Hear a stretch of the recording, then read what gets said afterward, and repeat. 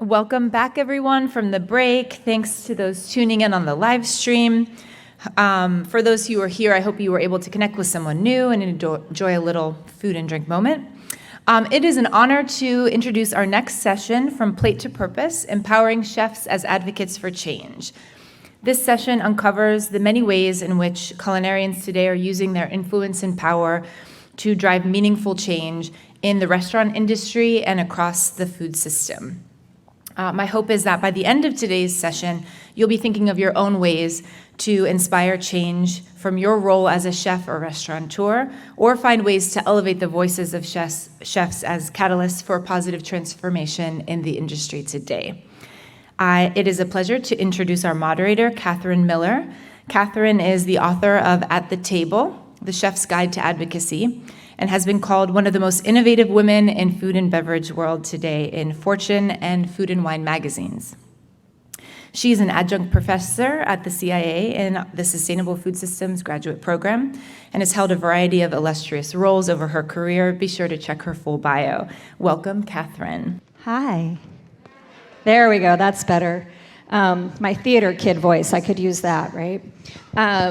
So you guys have all the bios in your packets and online, but I am really pleased to moderate this panel with three of my favorite humans and favorite activists and chefs and owners in the industry.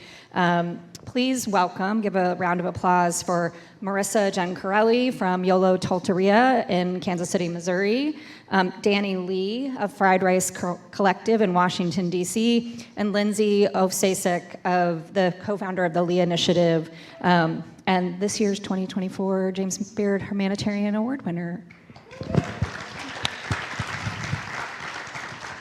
I would welcome all of you to start populating any questions that you have into the app. We're going to take questions throughout this panel, and so please go ahead and start doing that. You may or may not be asking yourself why the heck we're going to listen to chefs talk about a better food system and what they can do and why they matter to this cause. What do they even know about food systems change? Right? They know a lot about the kitchen, they know a lot about deliciousness and flavor, but what could they possibly know or share with us? These three are part of a massive community of cultural influencers, economic leaders, they're arbiters of deliciousness, absolutely, they're employers, they're taxpayers, all of those things. In the United States alone, the restaurant industry currently employs about 15 million people. That's up from about 11 million pre-COVID. And that workforce is expected to continue to grow over the next 5 years to maybe somewhere around 20 million people. There are more than 631,000, I think, restaurants in the United States. About 7 in 10 of those are independent restaurants, single unit operators. That's about 480,000 independent small businesses around the country. And about 9 of 10 of those have fewer than 50 staff members, right? So these are the places that are in every single community. They're sourcing from everything from a large-scale operator to a local farm. But from sort of linens to lemons to liquor, right? They are at the center of a global economy. And so that is one reason that makes it so interesting to think about them as change makers and getting involved in the food system. They also are huge economic drivers as part of that food system. The restaurant industry is responsible for about $1.1 trillion in sales expected this year in 2024. I saw an crazy statistic that they're making about $93 million a month. Right, $93 billion a month, sorry, in the US alone.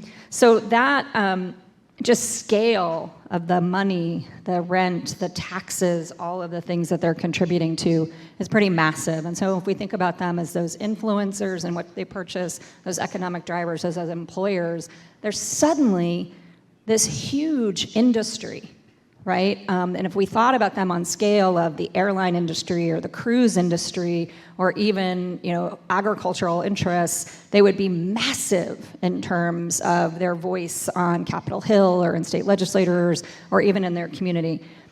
but it's a relatively diffuse industry, right? Unless you're working on the state level, they're not necessarily working together collectively in support of industry-wide things. So we still have some work to do related to involving the chef and restaurant community in this world of food systems change, but they have a lot of the tools that they need.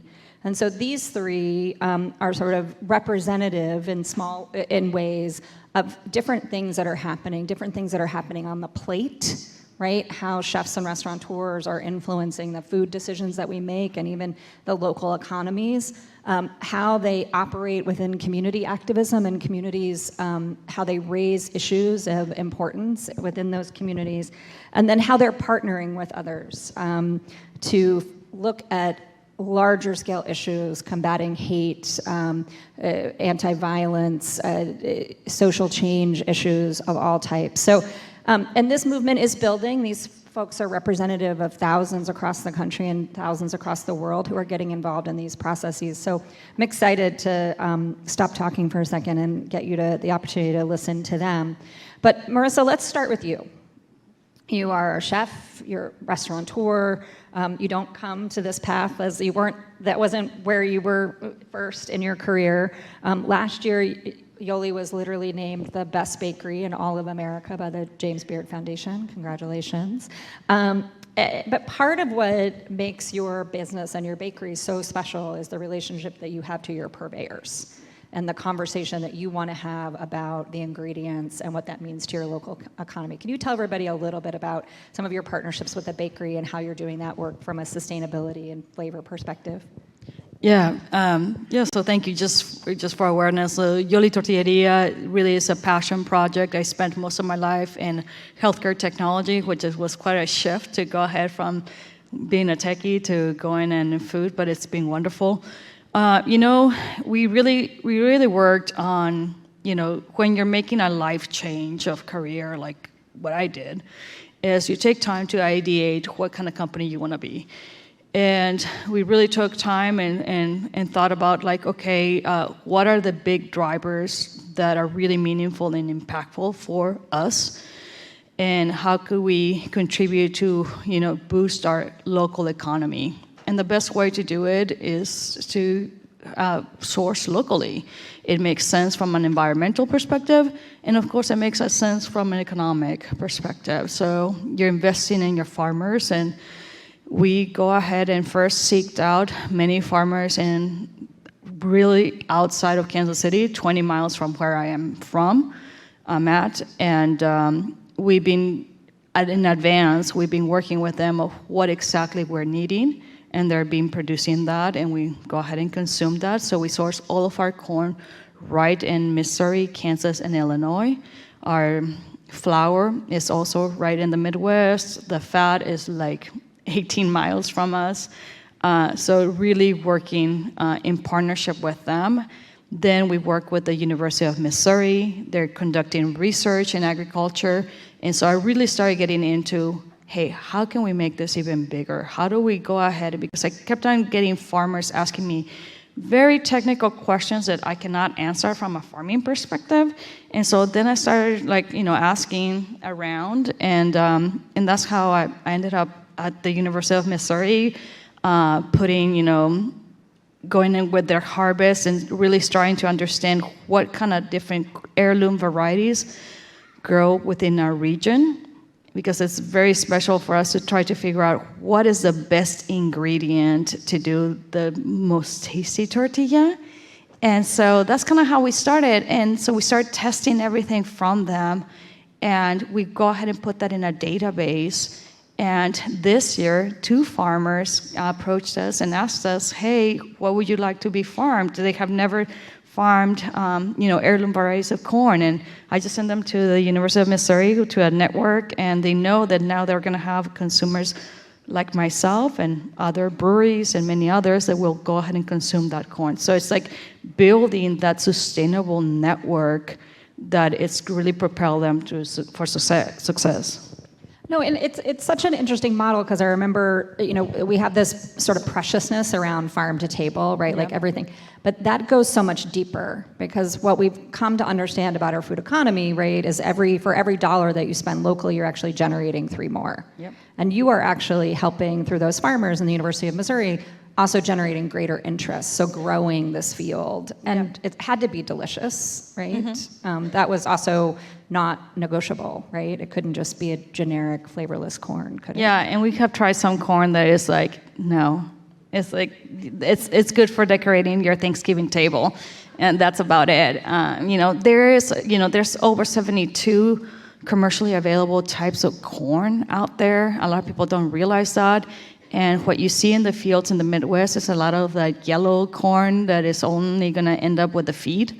And so we want to transform that. And little by little, as we started like just wanting to purchase local corn, and then, okay, but what type of corn? And now we're really into biodiversity and cover crops. And so the state of Kansas was in an emergency last year because of the droughts. So it really kind of starts turning your engine of what is my position here and how can I help?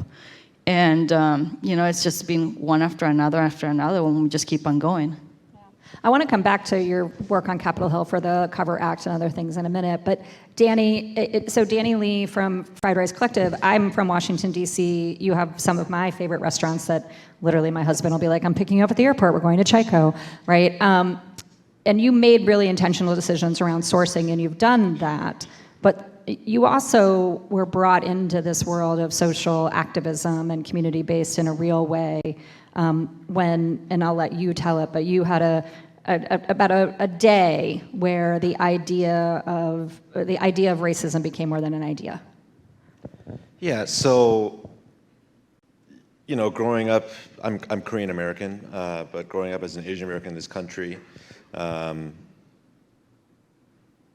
you grow up in an environment where a lot of people don't realize that Asian Americans were getting persecuted against and weren't getting racially attacked, harassed, slurs left and right. A lot of it has to do with the model minority myth and that we're just supposed to be quiet and just let things kind of pass over us. And in 2021 was kind of the tipping point of awareness in this country with the rise in anti-Asian hate, specifically due to the shootings in Atlanta. And for us, it really struck a chord, obviously, but then with predominantly Asian restaurants, we thought we could use our platforms to raise awareness for the topic and try to do something about it. And we started to get, more active, more involved, and it was shocking to us, as you just said, even in 2021, how people were, I would travel the country and talk about these things. And the guests, you would see them with like, wide eyes being like, no, that's not happening. I'm like, yeah, it happens. It's been happening, not just since 2021. And one of my restaurants, Anju, our executive chef and partner there, Angel Barreto, is half Puerto Rican, half black. There was one specific morning that you were alluding to where I was on my way to work in DC, a very liberal city, very diverse city. It's my home. I love DC. But I was just on my normal walk to work to Anju, and there's a group of guys who had been, I think it was a holiday, so I think they had been day drinking or something, but I caught them like a block down. And I was trying to walk through them, and then, they were doing the typical, like, oh, speak English, and I was like, oh my God, are we doing this, right? And, they just started surrounding me, and to the point where I felt very uncomfortable. And luckily, the police station was right next, to where we were. So a cop just happened to park his car, diffuse the situation. So I called Angel and was like, hey, it happened again.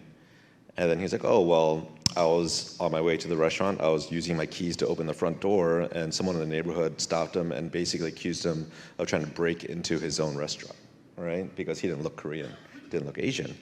And that really struck a chord with both of us, but we decided to share that story, and we decided to kind of push further with kind of our activism in that specific space of educating as many people as we could. The most important thing to us was letting people know that this exists and that it's happening, and not turning a blind eye to it, right? The answers in order to solve this, people have been trying to solve this for years, right? And we're not the ones to to give you guidelines on that. For us, we really saw a need to raise awareness and to open people's eyes to this problem. And one of the strategies that you took for that was to partner with an organization, right? You didn't consider yourself an expert in how to diffuse these situations or how to train people, so you work with Embrace Race, amongst other organizations. You want to talk a little bit about just finding the right partner to do the work with? Yeah, I mean, the term expert is always, loaded, and, I've been cooking Korean food my whole life, and I'm not an expert at it. I mean, you can ask my mom, who I opened up my first restaurant with, and she'll definitely tell you I'm not an expert at Korean cooking. But we decided to do a fundraising dinner right when we were able to open up indoors, at least in DC, fully. And again, this is right after the first couple rounds of vaccines during COVID, and we felt comfortable doing so. And I wanted to find a group that really was doing work across every community, right? Not specifically with the Asian American community, because also what we saw was a lot of division between every marginalized community, and basically saying, well, it's our time now, it's our time, stop taking away from our focus because this has been happening. We wanted to find a group that tried to educate and provide resources for racism in general. And there's a wonderful nonprofit called Embrace Race based out of Atlanta. And it was founded by husband and wife, mixed race couple, Andrew and Melissa. And their whole tagline is raising the next brave generation. So they provide teachers, parents, school districts, counselors with a series of resources through webinars, panels, reading materials, so that they can educate their children at a very young age. You're talking about, elementary school level, on how to be brave about race and how to embrace diversity. And we ended up doing an event with them. And since then, that caused a lot of other chefs around the country to, number one, find out about Embrace Race, but then to raise money and do different dinners. So there's a team in San Diego that ended up doing, I think, 5 consecutive dinners, each with 5 chefs. So it was 25 chefs in just San Diego region. And in total, I think we've raised like $300,000 to $400,000 over the past few years for them. That's amazing. And I love that you started to bring in the sense of community, right? Because it's like you guys started doing it and being an influencer or known in the chef community. Others in the chef community started to do it too, right? Like there was this idea of this follow-on effect. And Lindsay, the work that you guys do at Lee Initiative is somewhat built off that, right? Like you started trying to figure out ways to bring more women into positions of leadership and to lead kitchens, and now you're doing a whole slew of programming nationally, including a partnership, I think it's with Heinz, around supporting Black-owned businesses. And so I would love to just for you to tell everybody a little bit about how important to support these other communities with your work.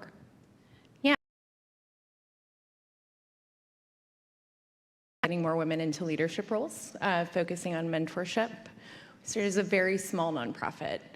The impact was huge for the chefs that we were working with. This was in 2017.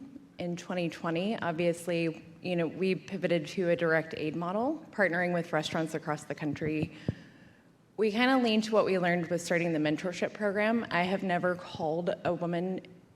We pair people with chefs all across the country. We've never called someone who has said no, who did not want to support the next generation of chefs. During COVID, whenever we were calling people to start relief centers, we found the same thing. No one ever said no. What we have found is that, the hospitality industry supports one another. We're always there for one another. We also figured out how to leverage corporate partnerships to support that work, and how important it is to do funding to businesses that are supporting the industry. Yes, our partnership with Heinz, came about. We were working with Southern Restaurants for Racial Justice in the summer of 2021. They were doing bake sales all over the South to do funding for Black-owned businesses. We loved doing that work, but as we saw restaurants opening, no one had time to continue to do these bake sales. So we were able to leverage a corporate partnership with Heinz, who also came to support us with Wyden Kennedy and marketing and branding for all of these businesses. And we've continued to grow that program. We'll have another round of grants coming out next month, I believe. But really for us, our work is about creating a more diversified leadership and a kinder industry. How much money has the partnership sent out to businesses since you've started it? We're at $3 million in funding. Yeah. And we'll release another $1 million. But with that as well comes, the marketing side of it. We have continuing education. They can work with the Heinz team. Heinz has a huge infrastructure. We are a tiny nonprofit. There are 3 of us. So all of our work is done in partnership. But I think it's so important, right, as we think about what you can do from the plate and sort of like the sourcing and the community and utilizing your economic dollars to do that and your platform to do that, to sort of how you can tackle or work with organizations to help tackle and raise awareness around really complicated issues, and then how you can leverage the power of partnership to deliver more dollars to promote that sort of kinder, more diverse industry, which it all comes full circle again, right? Like if you have those people, then they're more informed about that. Do you think that every chef should get out of the kitchen and do this work, or is it something that you would have people think really hard and fast about before they do it? I mean, Lindsay? So part of the model that we use is because I've never met a chef who is not a part of their community. They're the first people to step in a disaster. They're the first person to support the community. So it's time for us to also lean on our partners that we work with to help financially support that. Danny or Marissa, do you think everybody should do the work that you're doing outside of the kitchen? It's up to that individual, I think, and how comfortable you are stepping out and doing something that you're not accustomed to day to day. We still aren't. My main job is to cook and to run our restaurants, and we get called out a lot on, especially since I personally have been very vocal about combating anti-Asian hate. Sometimes I'll get called out. I was like, oh, how come you're not saying anything about this cause or this cause? I was like, because I haven't lived it. I personally don't know, and I think it would be very irresponsible for me to provide advice on a topic that I have not lived through or I'm not educated in, right? Yeah, and I echo that sentiment. I think it has to be authentic to yourself, what is really important, and I think you have to really distill, your value system and really understand, like, what am I willing to go ahead and take the next step. But at the same time, I think it is important as members of the community to go ahead and follow and pursue any sort of, cause that is part of your, psyche. It is very scary sometimes, and it's very threatening, and you think that it's going to be this big ordeal. But, I think if you do it in small bites, it could really make a difference, and you're going to feel really great. Yeah, I think just to add to that, I think what we collectively do is, even at restaurants, we are a people business, right? And talk about community. You've never met a chef that said no. Our business relies on personal relationships, whether it's your team and your guests who are the community that we're serving. And, a lot of people, especially in the beginning of the pandemic, I kept on hearing the analogy of the oxygen mask, right, on a plane, where they always tell you to put your own mask on, and then once you're settled, you can help everyone else. And that really struck a chord with me, because it was like, if you take care of your family, take care of your team, and then if you're in a position to help, by all means help, right? Because if not, then everything crumbles.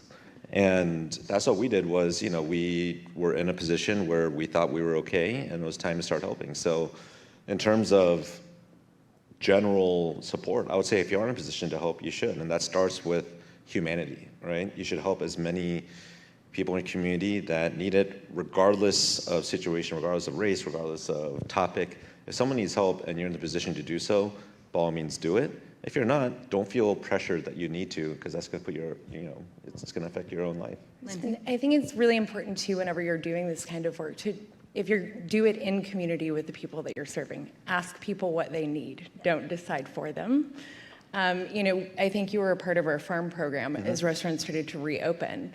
We don't typically have farm programs, but all of the restaurateurs we were talking to are worried about food costs reopening. And so we were able to do grants to farms in their region just to create a credit, so whenever they did go to open, we could support them. It was a temporary program, but we did it because it's what the community needed in the moment. Yeah, and I mean, you're all sort of also raising a point that we all talk about, which is like there's no such thing as a sustainable or ethical or happy business that isn't actually open, right? Like that isn't, like you have to figure out the ways to also balance that work because you are business owners, right? I'm getting a few questions into the thing, which is great, and I'm going to turn to those in just a second, but just in a really broad brush, I've got to imagine that people say awful things about the work that you do outside of the kitchen sometimes. There are always haters, as Taylor Swift would say, right? Do you... Gotta shake them off. Right? So like, how do you deal with them? Like, do you engage with them? Do you not engage with them? Do you just, I mean, what is the sort of strategy of saying this is core to who I am or who our business is, and we're going to do this? Do you try and educate them and engage? Do you turn them off? Do you just go? Yeah. You know, this it's very interesting, and yes, you get a lot of hate, and especially after you get a beard, so watch out. There's a lot of hate out there, and a lot of questioning about what you're doing and why you're doing it, and do you have a secret agenda or whatever it is. And I think the biggest thing is be true to yourself and explain what you're doing, and we're very open. We have it in our website, what we do and why we do it, and we're very vocal. We constantly are doing tours and explaining our why. And, if they continue to hate, then you just have to not engage and just gotta move on. I have way too many things to do, and I don't have time for that. So if that's your, crusade to bring down people, well, not with me. Move along. Yeah. We embrace it. I mean, I will. You turned it off. I did what they told me not to do. We embrace it. We will turn into a dialogue. We'll turn into a conversation. And usually my first question is like, what do you do? What do you do in your free time, which you probably have more than I do, right? Yeah. What impact have you made in your community, right? What are you doing to make the world better, right? Instead of just like sitting on your keyboard and typing to us, So for us, we try to turn any hateful conversation into a positive by engaging whoever in dialogue. And there are going to be some people who are just hating, and that's when we know just to turn off the conversation. Yeah. But in the meantime, we try to have as many conversations with people as possible and be transparent as possible. I think it's also key, and when you're doing any type of advocacy work, is you can tell if there's a group that is hiding certain things or is not fully transparent. That's always, I think, a red flag, where any type of work we do, we try to be as fully transparent and explain as everything in the furthest detail possible. Mm-hmm. Yeah, I mean, we always try to engage in conversation and dialogue around the work that we're doing. I don't do it on the internet, but I will have a conversation with anyone. And oftentimes, it is, for me, it's the restaurant industry as a whole is our community. So issues within this industry are part of our problem. Yeah. And sometimes you have to explain that, like, yes, we do grants for Black-owned businesses. I am not a Black restaurateur, but we have an entire selection committee and community that support that work. Yeah.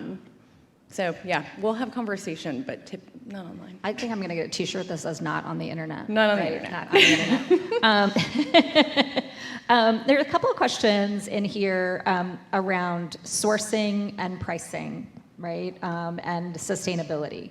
So I'm going to try and put them together as a collective group of questions. But and maybe, Marissa, we can start with you, but I know the other two of you have strong opinions about this. But how do you both source and promote local foods, sustainable foods, and then also how do we deal with pricing, right? Because presumably those foods are more expensive and the costs of food is getting more expensive. And so is there something in there around, your sourcing strategy to be more local, and how does that hit the plate? And then how do you communicate all of that to diners?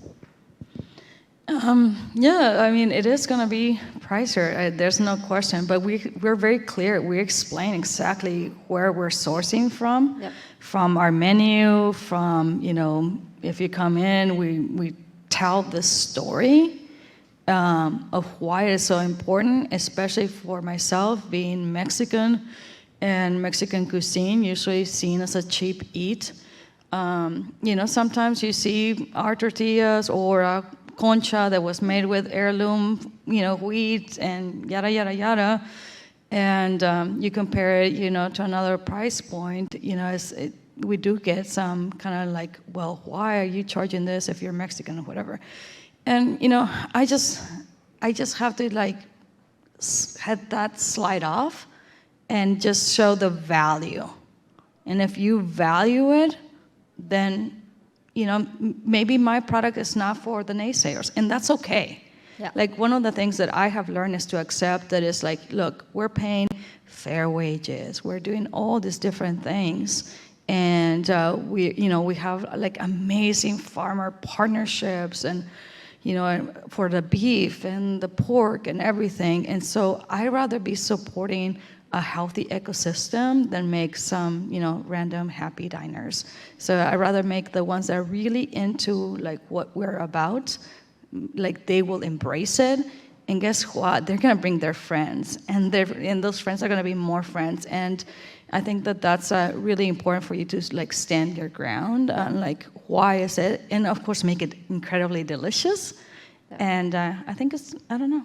And I think there's something really interesting about the power of restaurants in that circular economy, right? Because if you're serving that in your restaurant and the ecosystem locally and regionally is more healthy, then maybe other sourcing happens, right? So we start looking at foreign purchasing in schools because those farmers have built up their crops or so there is a leader aspect to a restaurant that is like, yes, it might be more expensive because it's value-based here, but if we're making those investments in the local ecosystem, then the local ecosystem may be better prepared to go to a mass market, which may potentially bring the cost down, right? So I think there's also a know your audience, know your price point, stick to your values, but also recognizing the follow-on of that. And Danny, I don't know if you guys you used to have you do a seasonal fish dish at Chico. It's like I'm totally blanking now. It's like the catfish. Yeah, the blue catfish. Yeah, so catfish is an invasive species in DC, and catfish has always had.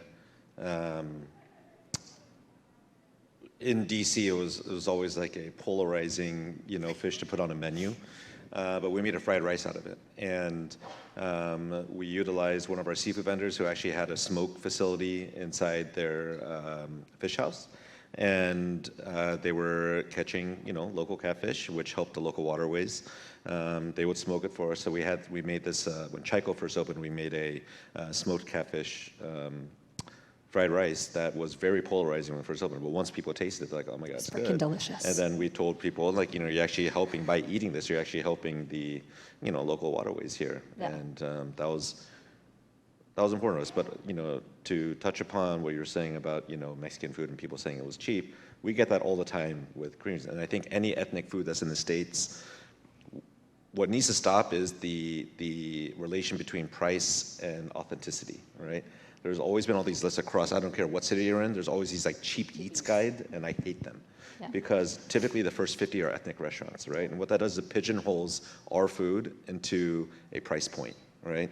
And especially in the DC area, it's like the top 10 are always Asian restaurants in the suburbs and the strip mall, right? Yeah. And what that does, it forms a pattern inside a diner's mind that if you go to a restaurant that's serving something that's like quadruple that price point, they're gonna say, oh, this isn't authentic because of the price, right? Yeah. Like, what are they doing? It's like, oh, well, actually, we're using, ingredients that are local, that are sustainable, that do cost more, right? And it really bothers me that that's, currently, sorry. Don't give him the mic. I'm not pressing it, I don't know. But that's currently a thing, and it hasn't gone away. And, there's a publication in DC that kind of just renamed the guy from Cheap Eats Guide to something else, and I was like, oh my God. Yeah. But then you look at the list, it's the same thing. Same thing, yeah. I mean, labels matter sometimes, right? Yeah. There's a quick question, Lindsay, that play for maybe you and Rissa, but which is this relationship, and Danny too, but Lindsay, I know you started during the COVID crisis, a farmer kind of relief fund. Mm-hmm. There's a question in the chat about how do we engage with farmers to be less transactional and more collaborative? And you've all done that, right? Yeah. So when you were talking about the circular economy of working with small farms, you know, I do not source for the restaurant. We work with collectives. You know, our mentorship program,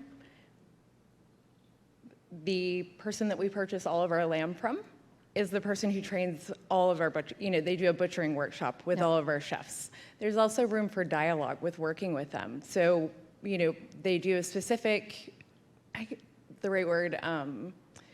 they raise their lamb in a way that meets our specs, and we can have a conversation about it. Yeah. When we were looking at sourcing with 0 single-use plastics, there was not a broadliner in the world that was going to talk to us about how to source meat and deliver without plastics. Our farmers are willing to do that. I think it's really just about having a conversation with them. Yeah. Yeah, I agree. And for us, we went to so many farms. We drove there and just sat at their kitchen table and had discussions about what we're doing, and they thought we were kind of crazy. But it was fine because we were all crazy doing it. So, so a lot of them meeting at where they are at, really be empathetic with farmers. Most of them don't own the land, or they're seriously dead and they leave, you know, every season is just really tough for them. And so really understand where they're at and help them with their planning as much as you can. And then, of course, we worked so many farmers markets, so we all go out for some beers afterwards. So they become friends. Yeah. Well, and I think you can ask them to support, you can try to support them too. You know, whenever we go and visit farms, we always offer to do deliveries and pick them up. So it's a way to have a conversation, but also they're very short-staffed. You can do a delivery for them. Yeah. And there's really something in this about, if we're looking at the deeper meaning of what it means to have a regenerative food system, right? It's not only has to be regenerative for the planet, but it has to be regenerative for the people. And that means moving out of those transactional relationships and really moving into conversation. The conversation you all had with your seafood supplier around the catfish, the conversations that you have with farmer Berriman, right? David Berriman about corn, right? Those conversations and making everything less transactional. One business question before we move to the final close of this. There's a question in the chat around any creative business models or ideas that you have to help support restaurants and hospitality businesses to be more socially responsible. Does that lie in wages? Does it lie in benefits? Does it lie in educating the staff? Like, are there just different things that you've employed? Like, I know some restaurants do, when they talk about a sustainability dish, if they do it over a family meal, right? Or when any creative ideas around becoming a more socially responsible business? Being overall socially responsible, that's, for me, like, it's not negotiable. Like, that's who you are as a person. But as far as like your staff and your employees, how do you go ahead and relate those stories? I think you have to make it really, you gotta understand like where they are as well, and understand like what is meaningful to them, and then show the impact that our business is having. So, you know, last year, you know, we were getting all this media for the nomination and all this, and so we have about 30 people working for us. It's 28 are women, 2 are men, and that includes, you know, my husband, who is the partner, and the driver. So just to give you an idea, it's all women, all immigrants from, you know, Mexico and a little bit more from South America.